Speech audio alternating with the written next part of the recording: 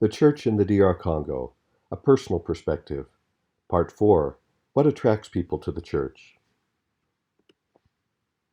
The Church of Jesus Christ of Latter-day Saints cooperates widely with other churches on issues of common concern and shares a core of essential, biblically consistent beliefs with other Christians.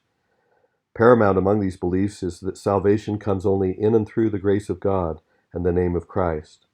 However, we also believe that the authority of the early Christian church, along with certain important doctrines and practices, were lost after the death of the original apostles and had to be restored in our day.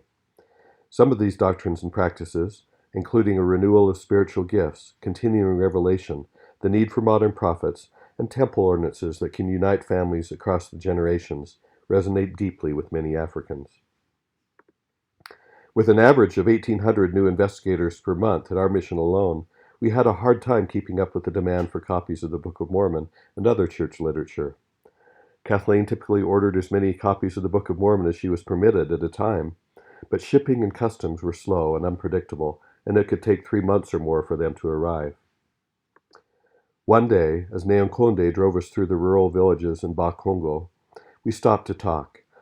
I will never forget the eloquent explanation and fervent testimony of the Book of Mormon that Neon gave to this man.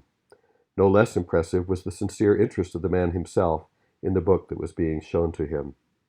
When we first arrived in Kinshasa, I hadn't anticipated the resonance the message of the Book of Mormon would have with the Congolese.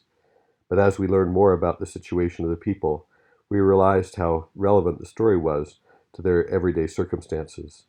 The ostracism and oppression of the poor by the elite, described in Alma 32, the wicked cabals of greedy and murderous Gadianton robbers who did infest the land, and power-hungry dictators who defy the will of the people and who are protected by their private militias.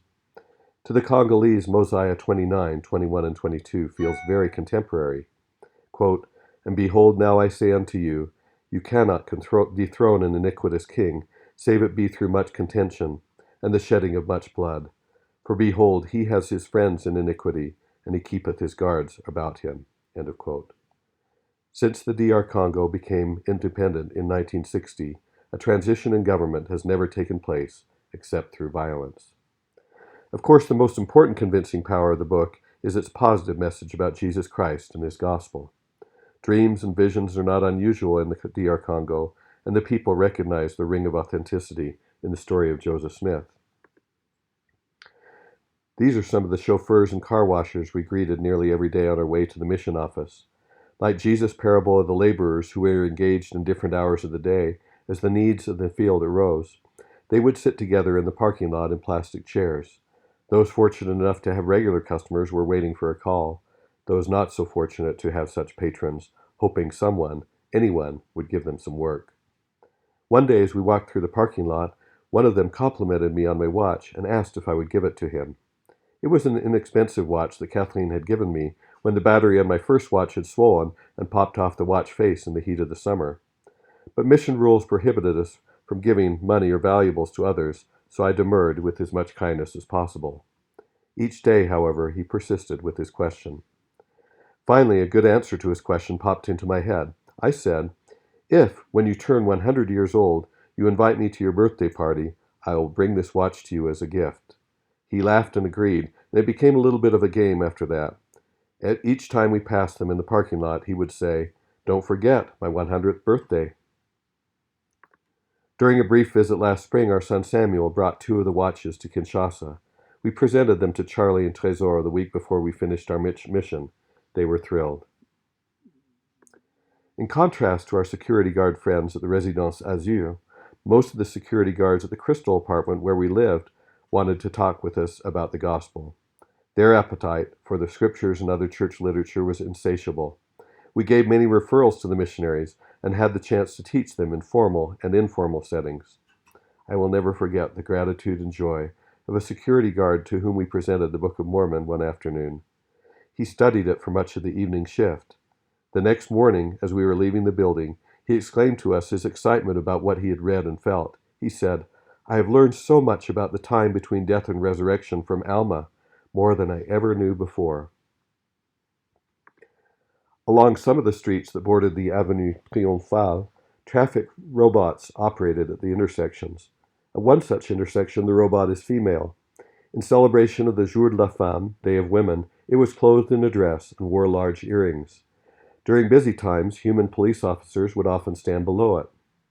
The police are neither paid well nor regularly, so sometimes, during the holiday seasons when they are trying to provide something special for their family, they may be particularly assertive about asking for money before letting you pass by. Coming home on a busy day in the holiday season, we noticed that more policemen than usual were stopping vehicles at this intersection. Everyone ahead of us was giving small amounts of cash to them. Missionary couples were instructed to avoid giving money, but in this case we decided to give the officer who stopped us a copy of the Book of Mormon we had in the car. He took it with joy, and immediately another policeman ran over and asked for a copy for himself as well. One day, policemen ordered me to stop on a very busy road. They blocked my way by parking a motorcycle in front of the vehicle. I refused to pay them. Some became angry, pounded on the truck, ripped the license plates off the front and back, and let the air out of the tires. Though it was a somewhat unreal situation, I knew I was not in any real danger. The poor policemen were just hungry, broke, and frustrated. I called our beloved office associate Pascal. He called the police station, and we were instructed to go there to pick up our license plates. The deputy, Jean Bosco, told us that although the police in DR Congo were kinder than anywhere else in the world, which was generally true, it was a barbarous thing to have treated a missionary the way they did. He said that on previous visits of church leaders to the DR Congo, he had organized a police escort for them. He said his officers had been favorably impressed with how they were treated as brothers by our visiting leaders. Finally, he said that he was satisfied with our explanations about the incident, and after we finished negotiations to bring the price of our penalty down, everyone agreed that I had done nothing wrong. He agreed to accept only $100, but only if we would also agree to bring him a copy of the Book of Mormon. Another day, as we were walking to work, we were greeted warmly by Honorine, a female police officer who had been baptized and confirmed the previous weekend. It was nice to have a friend on the force. The quality and stature of lay leaders at the local and regional levels is a great contributor to the reputation of the church. The number of Area 70s in the DR Congo has doubled twice in the last 5 years, from 1 to 2 to 4, significantly increasing the availability of training opportunities for stake and ward leaders. People respect and are attracted to the church by the personal integrity of members and the fiscal correctness of the organization and the way it operates. President Jean-Claude Mabaya told the following story. Un jour, j'ai invité une autorité de la place pour assister à la conférence de pied, quand j'étais président de pied. Et il a assisté à la conférence, il a beaucoup apprécié notre façon de faire les choses, d'enseigner, et toutes les personnes qui sont passées pour fortifier, il a apprécié. Après, je devais les recevoir au bureau pour les remercier, et ainsi de suite. Je suis resté seul avec lui au bureau pour le remercier, et lui, il a exprimé les sentiments qu'il avait, dans tout ce qu'il a entendu, il était très content. Mais il m'a dit, il y a une question que je vais vous poser. Vous devez être franc à me donner la réponse. Nous étions déjà dans le centre de Puy, un bâtiment construit par l'église. Et il y en avait déjà beaucoup dans la ville. Il m'a dit à cette question, je vous en prie, soyez francs et répondez-moi. Qui finance la construction de ces bâtiments? Est-ce qu'il n'y a pas une main noire qui donne de l'argent pour que vous puissiez construire de tels bâtiments? Puisqu'ils sont uniques. Aucune église ne construit des bâtiments comme les vôtres. D'où vous vient l'argent? Je lui ai dit que c'était la dîme. Il a dit non, dites-moi la vérité. Dans les autres églises, on donne la dîme aussi, mais ils n'ont jamais construit comme vous. Qui vous donne l'argent? Je lui ai beau parler de la dîme des membres. Il n'a pas compris. Il dit, je vais quitter ce bureau avec la vérité dans ma bouche. Alors j'ai pris le temps de lui expliquer comment ça fonctionne dans l'église. Dans l'église, nous avons une seule caisse Tout ce qui paye l'air dîme ici au Congo va dans cette caisse. Tout ce qui paye l'air dîme aux États-Unis va dans cette caisse. Qu'ils soient en Europe, qu'ils soient en Asie, qu'ils soient dans quel continent, l'air dîme va dans une seule caisse. De sorte que lorsqu'il y a des besoins à travers le monde, des constructions de bâtiments et de beaucoup d'autres choses que nous faisons, l'argent sort de cette même caisse. Vous avez raison, ce n'est pas la dîme des Congolais qui va construire un bâtiment comme celui-ci. Vous avez vraiment raison. Mais la dîme qui construit ces bâtiments est la dîme donnée par tous les membres à travers le monde. C'est une bonne réponse. C'est alors qu'il a compris. Il a dit ça, c'est la bonne réponse que je quitte avec dans votre bureau. Il dit, je peux vous dire que nous avons déjà envoyé des services de sécurité partout pour étudier et savoir d'où est-ce que vous tirez l'argent pour construire ces gens de bâtiments. Les recherches sont déjà en cours, mais ce que vous me dites, c'est une partie de la réponse. Et aussi le fait que les dirigeants ne consomment pas la dîme en plus. Je lui ai dit que nous n'utilisons pas la dîme que les membres donnent. Elle va dans une seule caisse. Personne ne touche. Je suis président de Pieux. Je ne suis pas payé par l'Église. Je travaille. J'ai mon travail. Je nourris ma famille. Mais tout ce que les membres donnent dans les paroisses, aux évêques, aucun évêque ne touche la dîme. Chaque évêque a son travail. La dîme entière de tous les dimanches va dans une caisse. Imaginez seulement que tous ceux qui sont aux États-Unis, tous ceux qui sont en Amérique du Sud, en Europe, en Asie, en Afrique, qui donnent leur dîme, cette dîme va dans cette même caisse. Combien par dimanche nous pouvons avoir comme argent? Il a dit beaucoup, beaucoup d'argent. Et si nous faisons une année, 2 ans, 3 ans, combien d'argent nous pouvons avoir? Il a compris que ce n'est pas la dîme des Congolais qui construit les bâtiments, mais c'est la dîme donnée à travers tout le pays. Il dit que c'est une chose qui ne se fait pas dans les autres églises. Parce qu'au Congo, on sait que lorsque les membres donnent la dîme, c'est l'argent du pasteur. Il construit ce qu'il peut construire, mais le reste, c'est son argent. Je lui ai même posé la question. Imaginez-vous que si cet argent-là était l'argent des Congolais, est-ce que moi, en tant que président de Pieux, j'allais construire un bâtiment comme celui-ci? Il a dit non. C'est ça la vérité. Nous n'utilisons pas l'argent du Seigneur pour nous-mêmes, mais c'est pour les besoins de l'Église, tout simplement. Petit à petit, ces gens qui ne sont pas membres de l'Église commencent à comprendre comment fonctionne l'Église. Une autre chose que les gens disaient et qui était une aberration dans les temps est que l'Église distribuait de l'argent aux membres. Ouais. C'était quelque chose qu'il fallait vraiment corriger, expliquer aux gens. Nous avons eu le temps d'expliquer même aux autorités qui venaient prier avec nous. On nous a dit que vous distribuez de l'argent aux gens qui arrivent. Et nous avons eu le temps d'expliquer le programme d'entraide, comment il fonctionne. Après avoir entendu tout ce que l'Église fait sur le plan entraide, il a dit, ça c'est son nom, vous êtes la seule Église qui fait ça. Ouais. La seule Église qui s'occupe des gens. Mais ce n'est qu'un malentendu de la part de ceux qui ne vous connaissent pas, qui pensent que c'est de l'argent distribué. Ce n'est pas de l'argent distribué, mais c'est un principe, un programme qui a été établi et qui fonctionne correctement. President Mabaya also highlighted one of the surprises to many people who attend our church for the first time. Quote, "These days, many churches have loud singing and group prayers all at the same time, but before it was not like that. Now people are used to that sort of thing.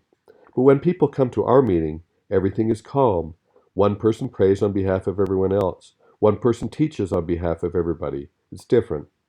And there are people who say, it's too cold in your church, too cold. In our church, people move around, they dance, but here it's too cold. But the great advantage the church has is that it teaches correct principles. End of quote. Newcomers also appreciate the chance they have to engage in discussions with other members during class time, rather than just listen to a teacher lecture. In addition to people's attraction to the Book of Mormon, a restored priesthood, modern prophets, honest stewardship of donated funds, and the calm and order they feel within church meetings, the Congolese are inspired by our teachings about the central role of the family in the plan of salvation. Family ties are especially strong in rural areas. No rush, no fuss. Chores like washing in a bucket or a stream could be done at a leisurely pace. Here two women talk while a father plays in the shade with the baby. In the background, lunch cooks on a charcoal stove. Except for the introduction of cell phones into family life, the scene had not changed much for decades. Unfortunately, however, like elsewhere in the world, family ties are fraying in the DR Congo, especially in larger cities. Mike, an artist who was a member of our ward, was passionate about the importance of carrying positive family traditions forward in the country and resisting modern materialistic trends that reinforce selfishness and the fragmentation of society. One evening, Elder Bob Day and Sister Sharon Alsop Day told us of a visit to Mike's home and studio, shown in the background of this photo. The studio in question is in the entry of the home, just a few feet square. His living room, with a day bed and television, is small enough you can reach across it. He lives here with his brother.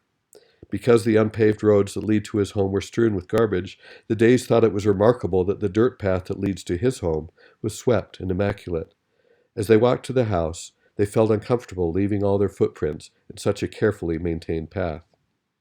After visiting his home, Mike took them to the Congo River. There they saw men and women laboriously hammering with primitive tools on the river's rock bank, with children carrying the small stones they had chipped away in plastic buckets on their heads, to be sold as construction gravel. When the Days returned to Mike's place, they found the path had been carefully swept again. None of their footprints had remained. The Days purchased Mike's painting for their apartment. The figure in the middle is Jesus Christ. On the left are finely dressed Congolese people who emulate the world, attracted by Western values and culture of money and status. Tall buildings of a modern city loom in the background. On the right are the humble people of the DR Congo, in simple traditional dress, with their small villages standing behind them. Mike, who is quite involved in family history, saw this as a reminder to his people that they should not forget their roots. In the foreground are the happy children of the DR Congo, the foundation on which the hopes for the future of the country rest. Mike was right to focus on the children as the key to Congo's future. The children are beautiful.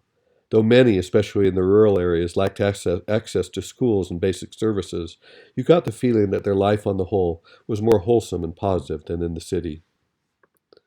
We enjoyed this joyous song of thanks and welcome upon visiting one of the villages on the way to Zongo Falls.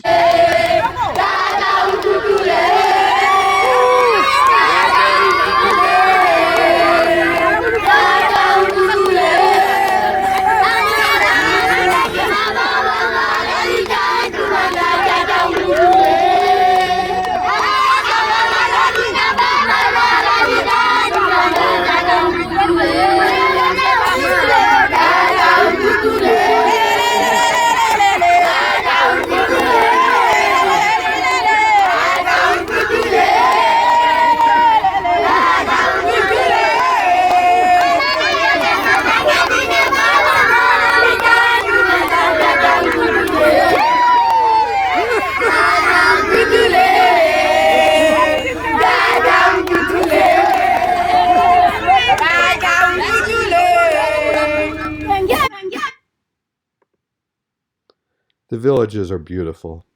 Here people can grow or catch their own food, while many in the city work long hours immersed in noise and grime, but still don't have enough to eat. These children are surrounded by immediate and extended family, while many in the city are orphans. This young boy wears a Lego shirt. He does not know what Legos are and probably has never seen a store-bought toy. These boys made a soccer ball for themselves out of old plastic bags and elastics. This little fellow had never seen a candy sucker before. He started to suck on the wrapper. I helped him take the wrapper off. He liked it much better that way. Congolese fathers and mothers who are attracted to the gospel know that it will be a blessing to their families. Whatever their physical circumstances, the mutual love in the expressions of these two primary children, a brother and a sister, is evident. Look at this sweet family of a member friend, Delphin Matandu. Though their means are modest, they are raising 7 beautiful children, and also have sacrificed to help their nephew from Matadi, at Wright, prepare for a mission. Later, the nephew traveled to the mission office in Kinshasa to open his call letter, as there was no easy way to mail it to him. We were the first witnesses to his joy. He is serving in his native country, the DR Congo, as he has always dreamed of doing. Now consider the situation of Glody, a young man in Kinshasa who we helped prepare for baptism. Glody's extended family, not all shown here, is crowded into 2 small structures full of people and things, with mattresses for sleeping placed on the floor. Outside the complex, they have a little fruit and vegetable stand. The mother has a part-time job. The older brother, in back, standing next to his wife, is an auto mechanic. Glody is trying to stay in school, but money is tight. The structure where they live is built on the edge of an unfinished building. There are many such buildings in Gombe, stark reminders of unrealized ambitions of the temporarily well-to-do who had enough money to start such projects but ran out before finishing. Like the parable of the man who began to build a tower, the wreck that remained stood to mock them. The blankets seen in the background provided an enclosure for a group who appropriated part of the building for their church. They sang and shouted loudly throughout my visit. This little girl was rightly the darling of the family. We had a family prayer before I left. My heart was so full of love for this sweet family. We were all in tears as we said goodbye. Here is Glody's sister on her baptismal day. She is a beautiful and pure child. When she saw Glody begin to read the Book of Mormon for the first time, she told him that he wasn't doing it right, that he shouldn't start reading until he had first offered a prayer. Eventually, additional members of Glody's family, the 2 sisters that left, were baptized. A brother was also baptized on the same day, second from right on the front row. During the time we spent in the DR Congo, I became more convinced than ever of the truthfulness of President Spencer W. Kimball's well-known statement that the gospel solves the problems of the world. I see evidence everywhere in how people's lives improve in every dimension when they embrace the gospel and apply it in their lives. Their problems and challenges do not disappear immediately, but because of the gospel, they have the resources to endure and even overcome many of these challenges in time. To close this segment, we will listen to the Gombe Jebe Ward primary sing When My Mother Calls Me. Half the primary sings the melody, while the other half loudly sounds out in repeated rhythm, Obey, meaning obey.